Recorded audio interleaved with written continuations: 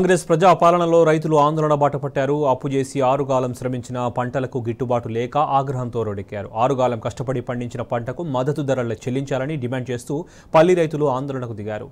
వ్యాపారులు, అధికారులు కలిసి ముంచుతున్నారని ఆవేదన వ్యక్తం చేస్తున్నారు.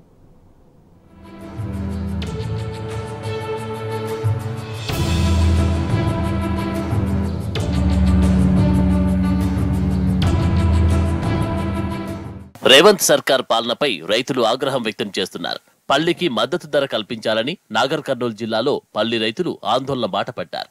పంటకు గిట్టుబాటు ధర రాకపోవడంతో పాటు కల్వకుర్తి వ్యవసాయ మార్కెట్ యార్డ్లో దళారులు మోసం చేస్తున్నారంటూ కడుపు మండిన రైతులు హైదరాబాద్ చౌరస్తాలో ధర్నాకు దిగారు. ఇప్పటికైనా ప్రభుత్వం స్పందించి వేరుశెనగ పంటకు మద్దతు ధర కల్పించాలని డిమాండ్ చేశారు. ప్రభుత్వ వ్యతిరేక నినాదాలతో హోరెత్తించారు. 15,000 16,000 పల్పు క్వింటాల్కి ఇస్తారు. సరుకు మార్కెట్కి వచ్చే వరకు 7,000 6,000 ఏమన్నా రైతులకు 5,500 ఏమన్నా రైతులకు ఏమైనా సంబంధించిన రేటు ఉందా?